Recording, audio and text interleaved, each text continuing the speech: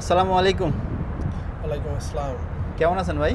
জি আলহামদুলিল্লাহ মনির ভাই, আপনি ভালো আছেন? আলহামদুলিল্লাহ ভাই, ভালো আছি। একটু পরিচয় দিয়েন ভাইয়া। আমি জাহিদ হোসেন জনি। আমি একজন কুয়েত প্রবাসী এবং পাশাপাশি সোশ্যাল মিডিয়া অ্যাক্টিভিটিস্ট, এবং আমি পাশাপাশি লেখালেখি করি। এখানে কুয়েত প্রেস ক্লাবের দপ্তর সম্পাদক দায়িত্ব পেয়েছি নতুন। আর হচ্ছে এমনিতে ঢাকা পোস্ট এবং ইন্ডিপেন্ডেন্ট টিভিতে আমি লেখি, কুয়েতের প্রতিনিধি হিসাবে কাজ করি। আর দেশের বাড়ি কোথায় আপনার? আমার দেশের বাড়ি পটুয়াখালীতে। পটুয়াখালী উপজেলা, গলাচিপা উপজেলায় বাড়ি। কতদিন আগে কুয়েতে আসছেন? আমি প্রায় 8 বছর। 8 বছর আগে। জি। তো যাক, মোটামুটি ভালো অভিজ্ঞতা আছে। আর আপনার প্রায় সোশ্যাল মিডিয়াতে সব জায়গায় আপনার অ্যাকাউন্ট আছে। তো পরবর্তীতে আমরা অ্যাকাউন্টের লিঙ্কটা আমার ডেসক্রিপশনে দিয়ে দেবনি, যারা ভাই বেড়াদার আছে সবাই আপনার একটু সাপোর্ট দেওয়ার জন্য, বা আপনি যে বিষয়গুলো আপনি তথ্যগুলো তুলে ধরেন ওই বিষয়গুলো আর কি। আর বিশেষ করে আজকে আর যে বিষয়টা আপনার থেকে আমি জানতে চাই, অনেকে মনে করেন কমেন্ট করছে, প্রায় 500-র উপরে কমেন্ট আছে আমার, শুধু আকুত থেকে আহালি কিভাবে হবো বা কত টাকা যাবে এই বিষয় নিয়ে আর কি। দেখেন, কুয়েত গভর্নমেন্ট যে সুযোগটি দিয়েছে, আসলে আকুত ভিসা বা আমরা যেটাকে আকুত ভিসা বা নামে চিনি, সেটি আসলে সরকারি গভর্নমেন্ট প্রজেক্ট ভিসা যেটাকে আমরা বলি। এটি সাধারণত আরব টাইমসের বরাতে আমরা যে তথ্যগুলো জানতে পেরেছি, আমি সেই তথ্যগুলোই আপনাকে দিতে পারবো। এবং ইতিমধ্যেই আসলে অনেক বাংলাদেশি আকুত থেকে আসলে আহালিতে ট্রান্সফার করছে। তো সেই যে তথ্যগুলো আছে এগুলোই আমি দিতে পারবো। এর বাইরেও হয়তো বা কিছু তথ্য বা কিছু পরিবর্তন আসলে কুয়েতের আইন কানুনের ঘটে। তো যে তথ্যগুলো আমরা আরব টাইমসের মাধ্যমে জানতে পেরেছি, তার মধ্যে প্রথমত হচ্ছে, আপনি একজন ব্যক্তি সে আকুত হুকুমি আকামা থেকে ট্রান্সফার হইতে গেলে অবশ্যই তার যে প্রজেক্টে আকামাটি আছে বর্তমানে, সেই প্রজেক্টটি শেষ হতে হবে। অর্থাৎ যে কন্ট্রাক্ট, দেখা গেছে অনেক গভর্নমেন্ট প্রজেক্টগুলোতে 3 বছরের 2 বছরের এরকম কন্ট্রাক্ট থাকে। ওই কন্ট্রাক্টটি শেষ হতে হবে। শেষ হওয়ার পরে ওই কোম্পানি আপনার যেই গভর্নমেন্ট প্রজেক্টটা ছিল ওইখান থেকে তার ছাড়পত্র নিতে হবে। ওই গভর্নমেন্ট কোম্পানির সাথে তার যে চুক্তিটি শেষ হয়েছে এটা কোম্পানির নিতে হবে, এবং ওইটার একটি কপি, এবং কোম্পানি তাকে অবশ্যই সদিচ্ছায় ট্রান্সফার দিতে হবে। এটি দিলে তারপরেই কেবল সে ট্রান্সফারের যোগ্য হবে। তখন সেই ব্যক্তি আসলে গভর্নমেন্টকে 350 দিনার এটার হচ্ছে চার্জ, গভর্নমেন্ট এটা নির্ধারণ করছে। এই চার্জটি প্রদান করে সে অন্য যেখানে চাকরি করবে সেইখান থেকে রিকোয়েস্ট পাঠানোর পরে আসলে এই পেপারগুলো সহ সে আসলে আকামা পরিবর্তন করতে পারবে। এর বাইরেও আরও কিছু তথ্য আছে এরকম যে, আপনার যেই কোম্পানিতে আপনি আছেন সেই কোম্পানির কোনো ধরনের আকুত হুকুমার কোনো প্রজেক্ট, অর্থাৎ গভর্নমেন্ট কোনো প্রজেক্ট থাকলে আসলে ট্রান্সফার হয় না। এই ধরনের কিছু তথ্য আমরা জানতে পেরেছি। বাট এটার কোনো বাস্তবে আমরা আরব টাইমস যে বরাতে যে তথ্যগুলো জানতে পেরেছি, এটি হচ্ছে একেবারে সংক্ষেপে আসলে যে অবশ্যই আপনার কোম্পানি আপনাকে ট্রান্সফার দিতে রাজি থাকতে হবে, এবং আপনি যেই প্রজেক্টে আকামাটা ছিল সেই প্রজেক্টটি আসলে শেষ হতে হবে। অর্থাৎ সেই প্রজেক্টটি কন্ট্রাক্টটি শেষ হতে হবে, অথবা আপনার সেই প্রজেক্টটা কোনো কারণে আপনার কোম্পানির সাথে তাদের প্রজেক্টটি ক্যান্সেল হয়ে গেছে। এরকম হইলেই কেবলমাত্র ওই ব্যক্তি ওই কোম্পানি থেকে ট্রান্সফার নিয়ে আকুত হুকুমি থেকে আহালি অর্থাৎ প্রাইভেট সেক্টরে আকামা ট্রান্সফার করতে পারবে, এবং গভর্নমেন্টের 350 দিনের ফি আসলে এটার জন্য। আচ্ছা, এই যে 350 দিনের যে ফিটা, এটা কোন জায়গায় যে ফি দিতে হয়? যখন ট্রান্সফার হবে তখন আসলে দিতে হবে, এবং এটা আসলে আপনার যাওয়াজাতে পেমেন্ট করতে হয়। যাওয়াজাতে? জি। এটার কিভাবে কি করতে হয় একটু বলবেন বিস্তারিত? এটা আসলে এই কাজগুলো সবই আসলে মন্দুব করে, কোম্পানির একটা কোম্পানির মন্দুব থাকে। তো ওই মন্দুবটাই আসলে এই ট্রান্সফারের কাজগুলো করে এবং সব কিছু। তো আপনার মূল বিষয় হচ্ছে যে কোম্পানি আপনাকে ট্রান্সফার দিচ্ছে, কোম্পানিকে রাজি করাতে হবে। কোম্পানি রাজি না থাকলে আসলে আপনার পক্ষে কোনোভাবেই এই ট্রান্সফার নেওয়া সম্ভব নয়। এবং বিশেষ করে অনেকে আকামায় থাকার পরে অনেকে কোম্পানির সাথে বোনাবনি না হওয়ার পরে মামলা করে, কিন্তু মামলা করে আসলে আকুত হুকুমি আকামা থেকে খুব কম মানুষই আসলে ট্রান্সফার পাইছে, বা পায় না বললেই চলে। শতকরা 99% লোকই আসলে মামলা করে। এই ধারণাটি আমাদের ভুল, এবং অনেকেই আসলে মামলা করে পরবর্তীতে কোম্পানির সাথেও তার খারাপ সম্পর্ক হয়, এবং পরবর্তীতে ওই কোম্পানিগুলো কী করে, পরবর্তীতে তারা যে কোনো একটি তার দুর্বলতা বা তার বিরুদ্ধে একটি এলিগেশন এনে কোম্পানি তাকে আসলে ভিসা ক্যান্সেল করে দেশে পাঠিয়ে দেয়। এই জন্য হ্যাঁ, বিভিন্নভাবে আসলে অনেককে বলে যে না, আমার তোমাকে প্রয়োজন নাই, বা বিভিন্ন আপনার দুর্বলতা, বা আপনি ডিউটিতে ঠিকমতো যান নাই, এই ধরনের বিভিন্ন দেখাইয়া তারপরে তারা আসলে বিভিন্নভাবে আপনাকে আসলে দেশে সফর করিয়ে দেবে বা ইনহাস কেস দিয়ে দেবে, অর্থাৎ আপনি পালাতক। তো এই বিষয়গুলো খেয়াল রাখবেন, বিশেষ করে যারা আকত হুকুমে একামায় আছেন আপনারা থাকেন কোম্পানির প্রজেক্ট শেষ না হওয়া পর্যন্ত, এবং অবশ্যই কোম্পানিকে রাজি করাই আপনাকে ট্রান্সফার হতে হবে। আপনার আকত হুকুমি প্রজেক্ট বিষয়ে আকামা থাকা অবস্থায় আসলে আপনারা মামলা করে কেউ আসলে ওইভাবে জিততে পারবেন না, এই বিষয়টা আপনাদের খেয়াল রাখা উচিত। আর আমি আরেকটা কথা বলি, অনেকে মনে করেন ভিসা বুঝে না, কাজের ক্যাটাগরি বুঝে না, দেশ থেকে যারা আসে তাদের উদ্দেশ্যে আর কি কিছু বলা, তো এই বিষয়ে একটু কথা বলেন। এইগুলো তো নিয়ে আপনার সোশ্যাল মিডিয়ায় বা আপনার ইউটিউব চ্যানেলেও অনেক ভিডিও আছে, এবং আমরাও আমাদের জায়গা থেকে বলার চেষ্টা করি। আমাদের কুয়েত প্রেস ক্লাবের থেকে প্রচুর পরিমাণে এই বিষয়ে নিউজ করার চেষ্টা করছি আমরা, এবং সচেতনতা আসলে আমরা বৃদ্ধি করার চেষ্টা করছি। কিন্তু দেখেন, তারপরও আসলে এই সচেতনতা বৃদ্ধির ক্ষেত্রে সবাইকে এগিয়ে আসতে হবে। অবশ্যই যারা বাংলাদেশ থেকে নতুন করে বিদেশে আসবেন তাদের কাছে রিকোয়েস্ট থাকবে, আপনারা কোনো না কোনো একটা কাজ শিখে আসেন, হাতের কাজ, যে কোনো কাজ। আপনি টেকনিশিয়ান হন, আপনি ইলেকট্রিশিয়ান হন, আপনি এসির মেকার হন, আপনি ড্রাইভার হন, আপনি টেইলারিংয়ের কাজ জানেন, আপনি টাইলসের কাজ জানেন, আপনি ফেব্রিকেটর হন, আপনি ওয়েল্ডার হন। মানে আমার কথা হচ্ছে আপনি যে কোনো একটা কাজ শিখে আসুন।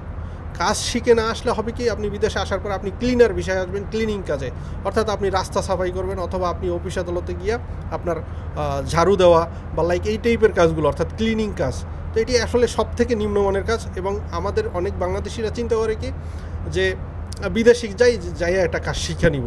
এটা আসলে আপনাদের ভুল সিদ্ধান্ত। অবশ্যই আপনাদের কাছে রিকোয়েস্ট থাকবে, যারাই আসলে নতুন করে বাংলাদেশ থেকে আসবেন আপনারা কাজ শিখে আসেন, এবং আসার আগে অবশ্যই ভিসার ক্যাটাগরি, ভিসার ধরন জেনে আসুন। কেননা মধ্যপ্রাচ্যের যে আইনকানুন আর ইউরোপের আইনকানুন একরকম না, ঠিক আছে? মধ্যপ্রাচ্যে আসলে আপনি যেই ভিসায় আসছেন ওই বিষয়ে আসলে কাজ করতে হয়, এবং ওই আপনার যে পেশা সেই পেশার উপরেই কাজ করতে হবে, এর বাইরে কাজ করা যাবে না। এবং আপনি ওই মালিক থেকে অন্য মালিকের জায়গায় বা ওই কোম্পানি থেকে অন্য কোম্পানিতে আপনি কাজ করতে পারবেন না, বা বাইরে পার্ট টাইম করার মতো।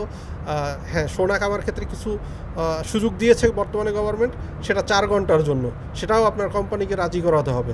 তো এটা অনেক লম্বা প্রসেস। তো সুতরাং আপনাদের কাছে অনুরোধ থাকবে অবশ্যই ভিসা ক্যাটাগরি জেনে আসবেন। এবং কুয়েতে আসলে ফ্রি ভিসা বলতে কিছু নেই, এটা এখানকার আইনে সম্পূর্ণ অবৈধ। কেননা যদি এখানকার কোনো আইন প্রয়োগকারী সংস্থা আপনাকে এক জায়গায় রাখাম, আপনি যদি অন্য জায়গায় কাজে পায়, সেক্ষেত্রে তারা কিন্তু আপনাকে গ্রেপ্তার করবে, অথবা আপনাকে তারা একটা হলুদ পেপার দেবে। ওই হলুদ পেপার দেওয়া মানে আপনার কুয়েত জীবনে থাকা থেকে শেষ হয়ে গেল, অর্থাৎ আপনাকে 6 মাসের ভিতরে কুয়েত ছাড়তে হবে, অথবা আপনার কোম্পানি জানলে আপনাকে তারা আসলে ডিপার্ট করে দেবে, অর্থাৎ দেশে পাঠিয়ে দেবে। তো এই বিষয়গুলো আসলে জেনে বুঝে আসুন। কুয়েতে ফ্রি ভিসা বলতে, মধ্যপ্রাচ্যে ফ্রি ভিসা বলতে আসলে কিছু নেই। এটা সম্পূর্ণ দালালদের বা এটা সম্পূর্ণ মানুষের তৈরি করা মুখের কথা, গল্প, ঠিক আছে? এখানে আসে অনেকে, হ্যাঁ, আত্মীয় স্বজনের মাধ্যমে আসে ফ্রি ভিসায়, কিন্তু বর্তমান যে পরিস্থিতি সেই পরিস্থিতিতে কেউ আসলে ফ্রি ভিসায় না আসার জন্য অনুরোধ থাকবে। আপনারা যেই মালিকের ভিসা আসবেন তার কাজ করার চেষ্টা করবেন, বা যে কোনো কাজ শিখে আসলে সেভাবে আপনি কাজ করবেন। ইনশাল্লাহ আপনি আপনার পরিবার এবং আপনার দেশের জন্য ভালো কিছু করতে পারবেন, এটা আমি বিশ্বাস করি। আর যারা মনে করেন কোম্পানি 8 ঘন্টায় ডিউটি আসবে, তারা কিন্তু বাইরে কাজ করতে পারবো কিনা, এটা দালাল কিন্তু বলে। দেখেন, অনেকে বলে যে আপনি 8 ঘন্টা কাজ করবেন, মানে অনেক ধরনের আমরা এই ধরনের নাটকও দেখে থাকি যে 8 ঘন্টায় আপনি কাজ করবেন, 8 ঘন্টায় আপনি পাবেন 30,000 40,000 টাকা। তারপরে আপনি বাইরে যদি আপনি 4 ঘন্টা 5 ঘন্টা কাজ করেন, আপনি আরও পাবেন 40-50 হাজার টাকা। তার মানে আপনার 80-90 হাজার টাকা হয়ে গেল। এইটা আসলে দেখেন, মধ্যপ্রাচ্যে যদি আপনি কোম্পানি বিষয়ে আসেন এবং কোম্পানি যদি রাজি থাকে, সেক্ষেত্রে আপনি 4 ঘন্টা বাইরে কাজ করার জন্য আপনি একটা বিশেষ অনুমতি নিতে পারবেন। সেটা অবশ্যই কোম্পানি রাজি থাকতে হবে, রাজি থাকলে আপনাকে এই বিশেষ অনুমতি দেবে, এছাড়া কিন্তু এই অনুমতিটা দিবে না। আর এই অনুমতি না দিলে আপনি বাইরে যদি কোথাও কাজ করেন, আপনি সাপোজ যে কোনো কাজ যদি আপনি বাইরে করেন এবং করতে গিয়ে যদি আপনি কোনো চেকিংয়ের সম্মুখীন হন, তখন কিন্তু ওই আইন প্রয়োগকারী সংস্থা আপনাকে গ্রেপ্তার করবে এবং আপনাকে দেশে পাঠিয়ে দেবে। এই বিষয়টি মাথায় রাখবেন। অবশ্যই জেনে বুঝে ভিসার ক্যাটাগরি, ভিসার ধরন জেনে বুঝে তারপরে আপনার দেশে থেকে বিদেশে আসবেন। আচ্ছা, নতুন একটা আইন হয়েছে কুয়েতে লাগবে, সার্টিফিকেট লাগবে, এই বিষয়ে একটু যদি সংক্ষেপে বলতেন। এখন নতুন এই আইনটি আসলে প্রস্তাবনায় রয়েছে যে তারা বা বিভিন্ন দেশ থেকে যে শ্রমিক নিয়ে আসবে, যে কোনো টেকনিশিয়ান বা যে কোনো, তা সেক্ষেত্রে বলছে যে ইন্টার পাস, অর্থাৎ আপনার 12 ক্লাস পাস হতে হবে, এবং হচ্ছে আপনার তারা তাদের প্রত্যেকটি সেক্টরের উপর, যেই সেক্টরে আনবে সেই সেক্টরের উপরে দক্ষ জনশক্তি আনবে তারা। তো এই বিষয়টা আসলে যদিও ভালো উদ্যোগ যে শিক্ষিত লোক আসবে বিদেশে, আসিয়া তারা কর্মসংস্থান ভালো হবে, কিন্তু সেক্ষেত্রে আসলে এটি এখন পর্যন্ত কুয়েতের আইন কানুনগুলো হচ্ছে ক্ষণে ক্ষণে বদলায়। তো কখন যে আসলে এটা কার্যকর হবে সেটাও আমাদের দেখার বিষয়। এবং আমরা চাই যে দক্ষ জনশক্তি বাংলাদেশ থেকে আসুক, এবং বাংলাদেশ থেকে দক্ষ জনশক্তি আসলেই এই স্বনির্ভর বাংলাদেশ গড়বে প্রবাসীদের মাধ্যমে, রেমিটেন্সের মাধ্যমে। আচ্ছা, এই যে কুয়েতে এখন বর্তমানে মনে করেন এআই ক্যামেরাটা চালু করছে, ঠিক আছে, এআই ক্যামেরাটা যে চালু করছে মানে কোনো জায়গায় নিয়ে দাঁড় করাইবে এবং কি অবৈধ লোক ধরবে, যাদের মামলা আছে তাদেরকে ধরবে, এই বিষয়ে যদি সংক্ষেপে 1 মিনিট কিছু বলতেন। খুবই গুরুত্বপূর্ণ একটি বিষয়। দেখেন, অনেকেই আসলে এটি জানে না, কুয়েতের বিভিন্ন আপনার সুপার শপ বা মল, শপিং মল এবং কুয়েতের আপনার গভর্নমেন্ট বিভিন্ন এরিয়াতে আসলে, এবং পাশাপাশি কুয়েতের আপনার যে আইন সংস্থার গাড়িগুলো, পুলিশের গাড়িগুলো, সেগুলোর উপরেও আপনার এআই ক্যামেরা বসানো হয়েছে, প্রতিস্থাপন করা হয়েছে। এছাড়াও আপনার বিভিন্ন সড়কেও আসলে এআই ক্যামেরা প্রতিস্থাপন করা হয়েছে।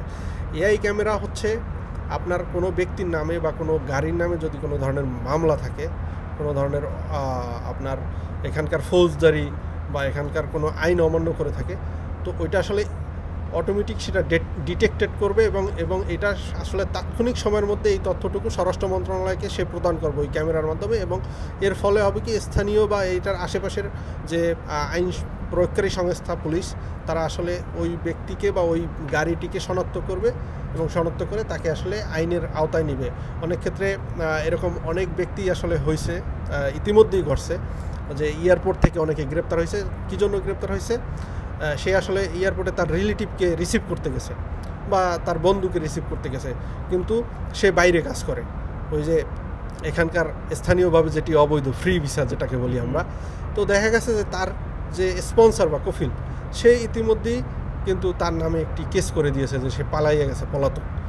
এখন ওইখানে গিয়ে দেখা গেছে সে অপেক্ষা করতেছে, কিন্তু ওই ক্যামেরাটি সে যখনই ক্রস করছে তখনই তার ক্যামেরায় তাকে আসলে ট্র্যাক করে তার নামে যে কেস আছে সেই কেসটি ওই তাৎক্ষণিক ওইখানকার যে পুলিশ তাদের কাছে মেসেজ চলে গেছে এবং তার আইসা তাকে কিন্তু গ্রেপ্তার করে নিয়ে গেছে, এবং পরবর্তীতে সে জেল খাটার পরে আসলে তাকে দেশে পাঠাই দিয়েছে। এরকম একাধিক ঘটনা ঘটতেছে, এবং এই ক্যামেরাগুলোই এখন আসলে আপনার বিভিন্ন সুপার শপ বিভিন্ন জায়গায় বসানো হবে, এবং এর ফলে হবে কি, এরা হচ্ছে কোনো ব্যক্তিকেই আসলে আইনের আওতার বাইরে রাখতে চাচ্ছে না, সবাইকে আইনের মধ্যে নিয়ে আসতে চাচ্ছে। এজন্যই আসলে তারা এই ক্যামেরাগুলো স্থাপন করতেছে, এবং যাতে করে কোনো ফৌজদারি অপরাধ করলে কোনো অপরাধী যেন পলাতক না থাকতে পারে, সেজন্যই আসলে এই ব্যবস্থাটি তারা নিচ্ছে। আচ্ছা, আমি তো এই ধরনের তথ্যগুলো দিয়ে থাকি, আমার ভিডিওগুলো কেমন লাগে বা কতটুকু সত্য, মানে আপনার অভিজ্ঞতা থেকে বলবেন। জি মনির ভাই, আপনার ভিডিও অনেক ভালো হয়, এবং আপনি আপনার শুভ কামনা রইল আপনার এবং আপনার চ্যানেলের জন্য, এবং আপনারা যারা আসলে এই ভিডিওটি দেখবেন তারা আসলে, আমারও একটি ইউটিউব চ্যানেল রয়েছে, পাশাপাশি টিকটকে অ্যাকাউন্ট রয়েছে, আপনারা চেষ্টা করবেন মনির ভাইয়ের ইউটিউব চ্যানেলে সাবস্ক্রাইব তো করবেনই, পাশাপাশি সম্ভব হলে ভালো লাগলে অবশ্যই আমার চ্যানেলটিও ঘুরে আসবেন, মনির ভাই ডিসক্রিপশনে দিয়ে রাখবে। আর আপনার চ্যানেলের নামটাও একটু মুখে বলে দেন। আমার চ্যানেলের নাম হচ্ছে কুয়েত বাংলা নিউজ, আর যদি কুয়েত বাংলা নিউজে আপনারা যে কেউ সার্চ দিয়েও নিতে পারেন। এর বাইরে হচ্ছে মনির ভাই তো আমার এই ভিডিওর নিচে দিয়ে রাখবে ইনশাল্লাহ। সবার জন্য শুভকামনা রইল।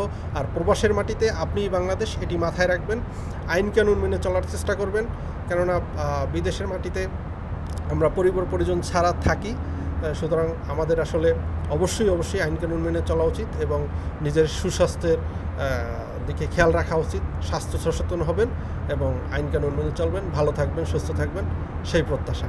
ভালোবাসা অবিরাম, সাপোর্ট চাই অল টাইম। আর কে কোন ধরনের ভিডিও চান ইনশাল্লাহ কমেন্ট করবেন, আমি দেওয়ার চেষ্টা করব। আর যারা ভিডিওটা প্রথমবার দেখেন অবশ্যই সাবস্ক্রাইব করবেন, পাশে থাকবেন, ভালোবাসা সবসময় দিবেন, তথ্য নেবেন, সাপোর্ট দিবেন।